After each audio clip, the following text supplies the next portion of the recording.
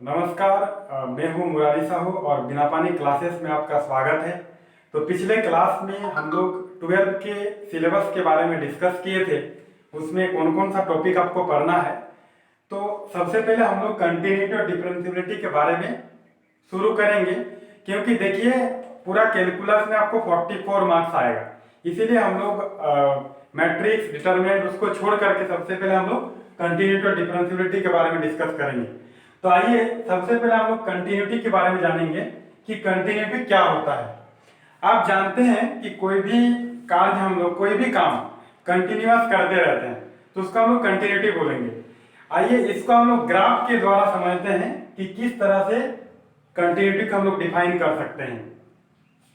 जैसे मान लीजिए ये आपको पता है कि ये एक्स एक्सिस है और ये वाई एक्सिस है। ये आपका क्या है, एक ग्राफ है, ठीक है।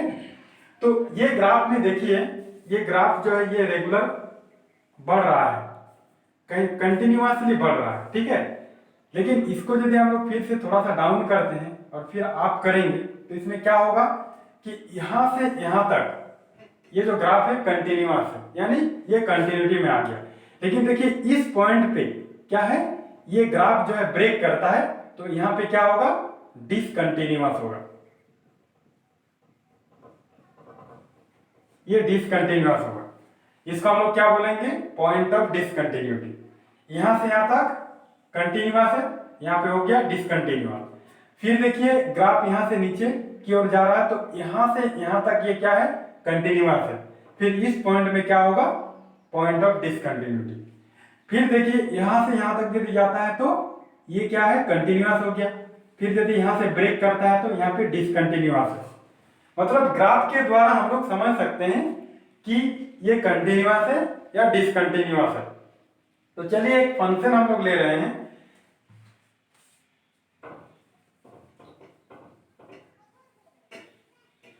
जैसे कुछ आपको फंक्शन है, जैसे f x equal to x है, ठीक है। y इक्वल टू एक्स ले रहे हैं या y equal to x square लेंगे। ये दो जो फंक्शन है, इस दो फंक्शन पर हम लोग क्या करेंगे, डिस्कस करेंगे। तो देखिए आप जानते होंगे कि y equal to x line का ग्राफ इस तरह से होता है। ये y equal to x line का ग्राफ है और ये क्या है, y equal to x square का ग्राफ है। इस तरह से हम लोग कर सकते हैं, ये y equal to x square का ग्राफ है। तो यहाँ पे दोनों में हम लोग देख रहे हैं कि हर पॉइंट में क्या है, ये कंटिन्यूअसली आगे की ओर बढ़ रहा है तो ये कंटिन्यूअस है, यानी ये फंक्शन जो होगा कंटिन्यूअस होगा। किसी पॉइंट में कंटिन्यूअस होगा, लेकिन हम लोग मान रहे हैं कि ये फंक्शन कंटिन्यूअस है एट एक्स इक्वल टू ए पे। तो क्या होगा, एट एक्स इक्वल टू ए पे वाई इक्वल टू एक्स जो है वो कंटिन्यूअस है। दूसरा देखिए y equal to x square जो है, इसका ग्राफ इस तरह से होता है और ये भी देखिए कंटिन्यूअसली ये बढ़ रहा है।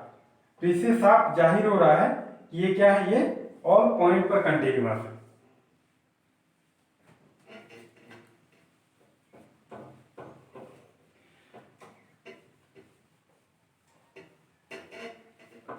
अभी देखिए कंटिन्यूटी, किसी भी पॉइंट पे जो कंटिन्यूटी होता है उसको कैसे डिफाइन करेंगे।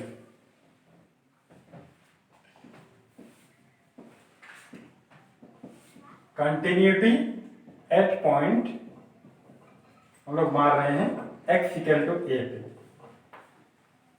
तो यहां पे देखिए क्या होगा, इफ हम लोग मान रहे हैं कि कोई फंक्शन f है, ठीक है। If f is continuous at x equal to a, f is continuous at x equal to a if, आपको ये कंडीशन याद रखना पड़ेगा। क्या कंडीशन है, left hand limit equals to right hand limit equal to functional value. ये तीन चीज आपको याद रखना है।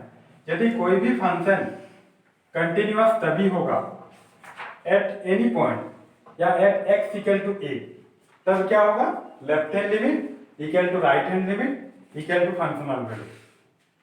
तब हम लोग बोलेंगे the function is continuous at x equal to a, otherwise discontinuous.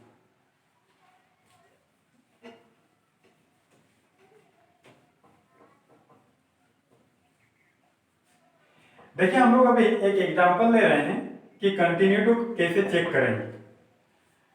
कोई एक फंक्शन हम लोग ले रहे हैं कि f(x) equal to x square, ठीक है। चेक द कंटिन्यूटी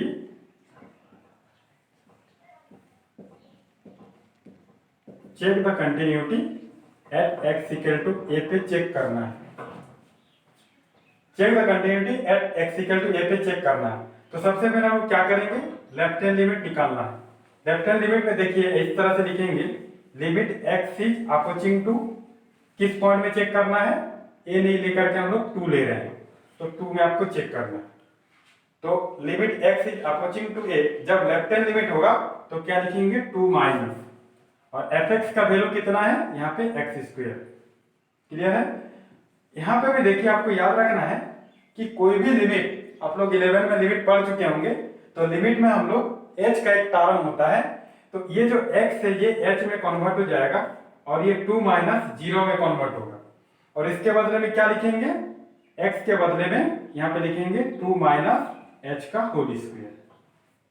ठीक है, इसको सॉल्व करेंगे तो क्या होगा, इसको सॉल्व करेंगे, देखिए लिमिट h टेंड्स टू 0 हो गया, 2 माइनस h की स्क्वायर करेंगे तो क्या होगा, 2 2 जा 4 माइनस 2ab यानी 4h plus b square means h square. h का वैल्यू पुट करेंगे तो 4 माइनस 4 इंटू 0 प्लस 0 यानी 4 हो गया। ये आपका लेफ्ट हैंड लिमिट ला। अभी हमको राइट हैंड लिमिट निकालना है। राइट हैंड लिमिट में क्या करेंगे, वैसे ही limit x is approaching to 2 plus हो जाएगा, और क्या लिखेंगे 2 प्लस h का होल स्क्वायर हो जाएगा। Limit h is approaching to 0, x के बदले में लिखेंगे 2 प्लस h का स्क्वायर। इसको थोड़ा और डायरेक्ट भी हम लोग कर सकते हैं, 2 प्लस 0 के स्क्वायर यानी 4 हो गया। देखिए लेफ्ट हैंड लिमिट कितना है आपका 4 आया, राइट हैंड लिमिट कितना आया 4 आया। अभी आपको फंक्शनल वैल्यू निकालना है। फंक्शनल वैल्यू क्या होता है, f ऑफ हमको 2 निकालना है। f ऑफ 2 मतलब x के बदले में हम लोग 2 पुट करेंगे, यानी 2 का स्क्वायर कितना हो गया 4 आया। देखिए लेफ्ट हैंड लिमिट भी 4 आया, राइट हैंड लिमिट भी 4 आया, और फंक्शनल वैल्यू भी 4 आया, मतलब तीनों इक्वल आया। तीनों इक्वल मतलब इस तरह से आप लिख सकते हैं, left hand limit equal to right hand limit equal to f of 2।